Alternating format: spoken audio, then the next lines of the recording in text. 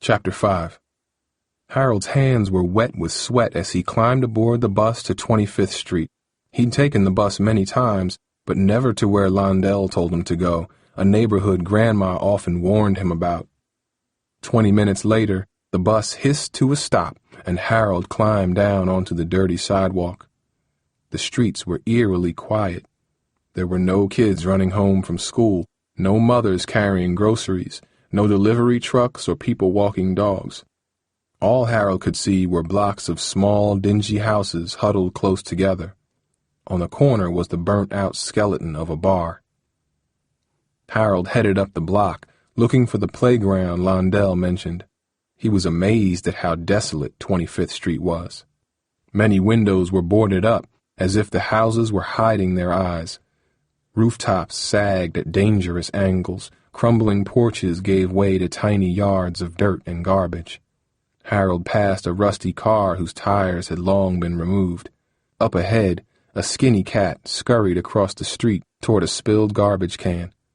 Harold walked faster, nearly tripping over an empty beer bottle, which rolled noisily into the gutter. "It's dead here," he thought as he hurried toward the playground where 3 figures stood on the corner watching him.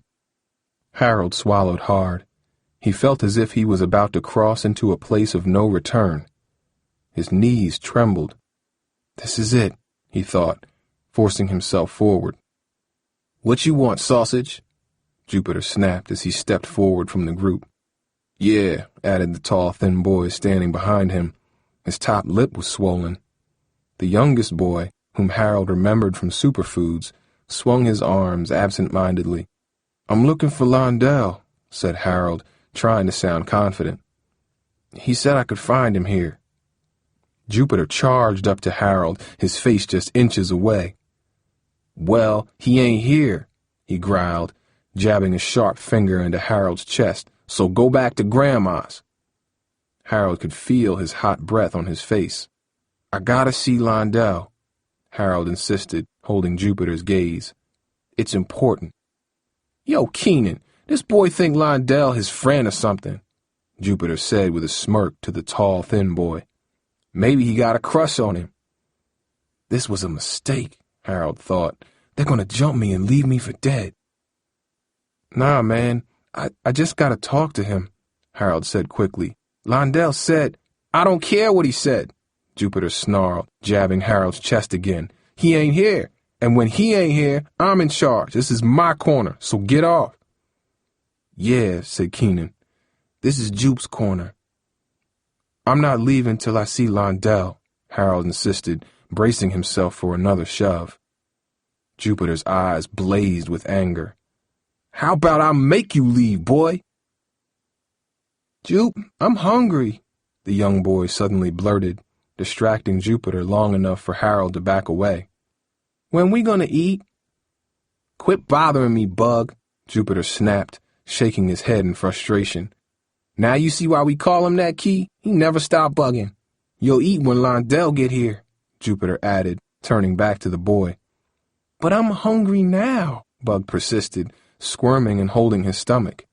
Up close, Bug looked even younger to Harold, maybe just 8 years old. He had a small, round face and wide, puppy-like eyes.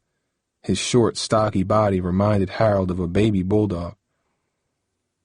"What you want me to do? Make you dinner or something?" Jupiter said with an annoyed glare. "You'll eat when Londell get here." "But I'm starving, Jupe," he complained, "and we ain't even start work yet." Jupiter rolled his eyes. "Boy, this ain't no foster home. Get your own food if you that hungry." Harold cringed. He remembered what Londell said about each of them. No family. The words took on new meaning as he looked at the hungry kid next to him. "I got a sandwich," Harold said quietly, reaching into his backpack. "Shut up," Jupiter snapped. "For real?" said Bug, his eyes widening. Harold smiled. "You like peanut butter and jelly?" "Yeah," he answered, bouncing over to Harold's side. "Yo, this boy just pulled out a sandwich," exclaimed Jupiter between fits of laughter. "Bet he got a whole damn dinner in there, too." Keenan laughed and slapped Jupiter's hand in agreement. "Yeah, He looked like he hiding a whole chicken in there, maybe a turkey. What's for dessert, yo? Jupiter screamed, cackling loudly. He and Keenan were laughing so hard they could barely stand. Jupiter was nothing like the kid Harold remembered from middle school. Back then, he was almost as quiet as Harold. Everything changed the afternoon in 7th grade when his father was murdered. The principal had barged into class and asked Jupiter to come to the office. Seconds later, Harold heard Jupiter scream in the hallway. The sound made Mrs. Kirby, their teacher, drop the chalk in her hand. They were 12 years old. Harold had tried to become Jupiter's friend after that. He knew how hard it was to grow up without a dad. But Jupiter returned to school 10 days later with a wild look in his eyes that hadn't been there before. It was impossible to talk to Jupiter after that. He started acting out in school, fighting with classmates, and even cursing at teachers if they called on him in class. Once, in a fit of rage, he punched a gymnasium window, shattering the glass and cutting his hand badly. Harold stayed away from him after that. Now, standing at the edge of the abandoned playground, Harold saw that same wild look still lurking in Jupiter's eyes. "Ain't nobody wants you here," Jupiter continued. "Yo, Jupe, they coming out already," Keenan interrupted, pointing down the street. In the distance, someone was walking toward them. "Who's that?" Harold asked nervously. "Junkies," said Bug between bites of his sandwich. There was a smear of jelly on his chin. The sun was beginning to set, and Harold squinted toward the orange glare. The figure was getting closer. It was a small, thin man. His dirty clothes hung limply from his body. "This is crazy," Harold thought. "I shouldn't be here." "I gotta go," he whispered out loud. He looked at Bug, who wandered toward an old house with boarded-up windows. Suddenly, Harold heard the low rumble of a car approaching. "Londell coming," Bug exclaimed as the gold Nissan pulled up to the curb. Londell rolled down his window and smiled at Harold. "Well, look who it is," he said with an approving nod.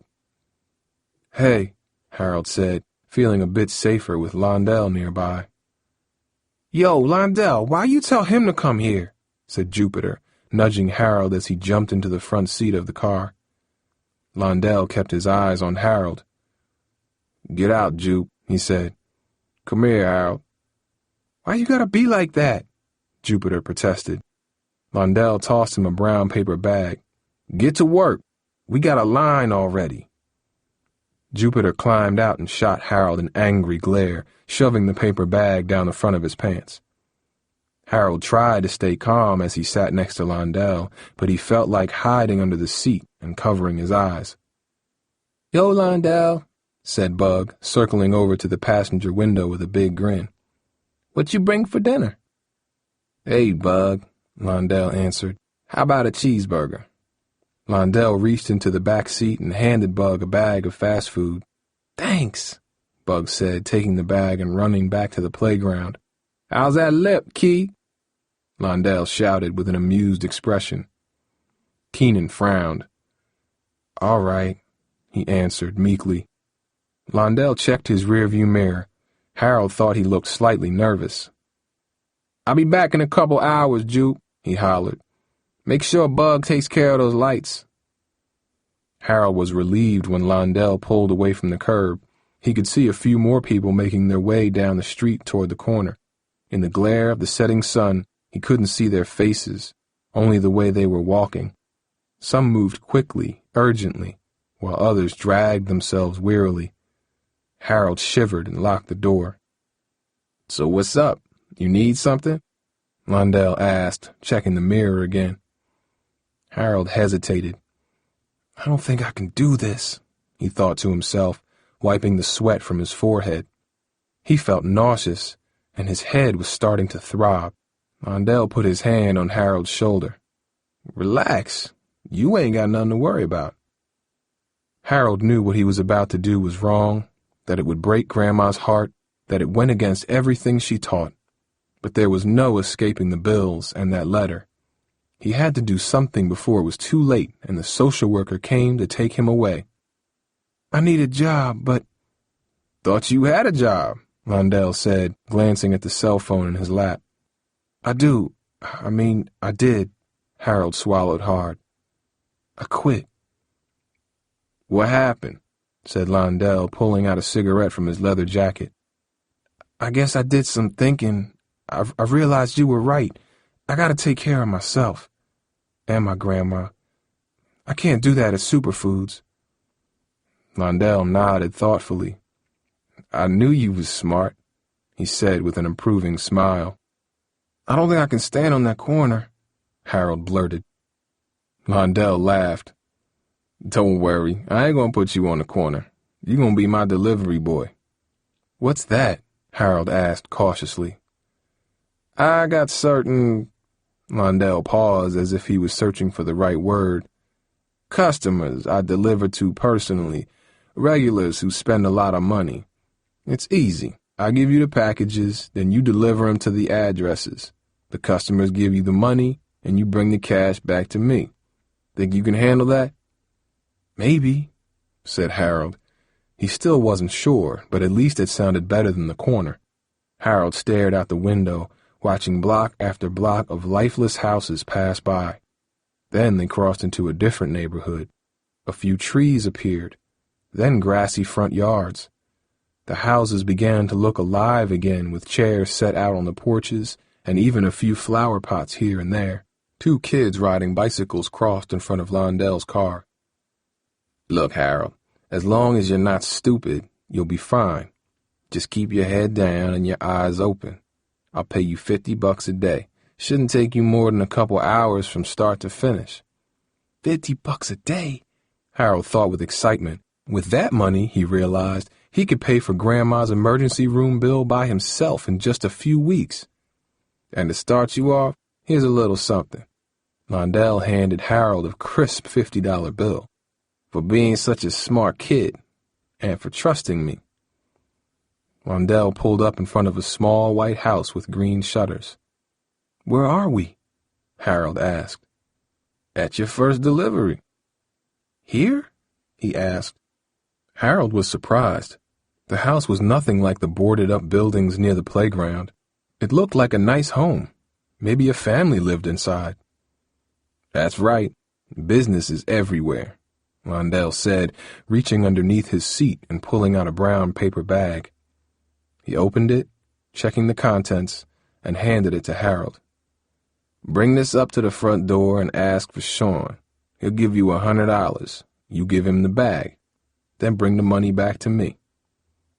Harold's stomach trembled, and his heart thumped heavily beneath his sweaty t-shirt.